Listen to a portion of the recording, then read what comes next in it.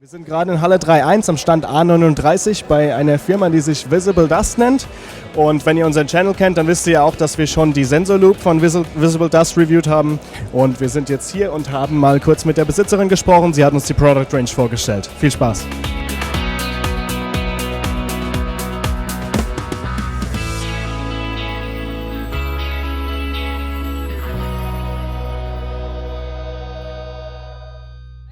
So the very first step in cleaning the sensor is you gotta check to see what's on your sensor. This is a dummy sensor.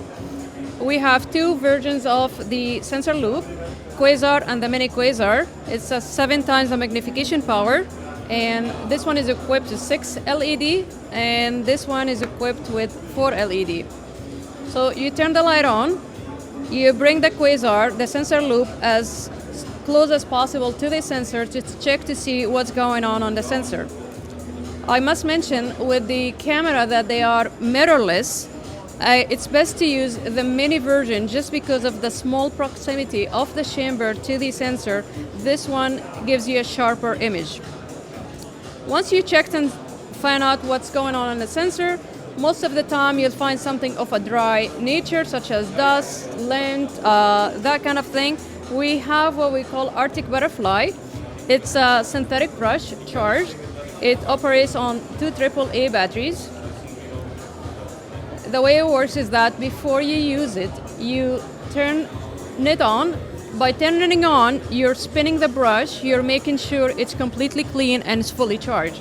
You stop, and once you're ready, you push the button down, you turn the light on, and you go across the sensor very lightly, gently. This way, there is a traction between the dry contaminants such as dust and the filaments. Every time you come across a sensor, you have to spin outside again because you want to make sure the brush is completely clean. And you keep doing that until you're completely done. Now, what happens if you come across stains, smears, smudge? This is the time where you're going to have to select the sensor size specific to your camera, from APS to size to the full frame, and select the right liquid. We offer 3 liquids. The first one is called Sensor Clean, is basically for moisture, humidity, spots, and it's high and anti-static. The second one, which is the most desirable one and on demand, is called VDAS Plus. It gets rid of some oil and some water contamination.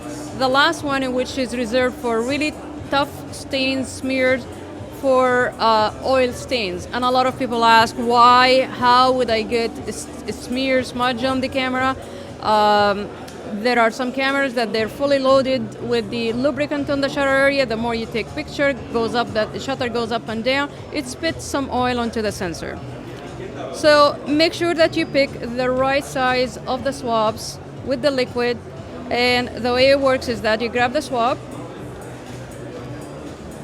you put just a few drops, pretty much like 3 drops, and then you go across the sensor.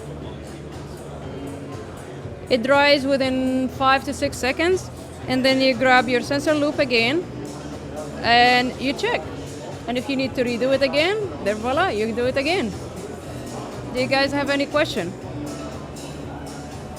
Looks pretty good so far. Is there anything you have to bear in mind when you look at sensor sizes? Is there something that's not compatible to the swabs, or can you check? We pretty much have a wide range of all the sensor sizes, including the medium format, including the 30 to 33 millimeter, which is specifically for Leica S2.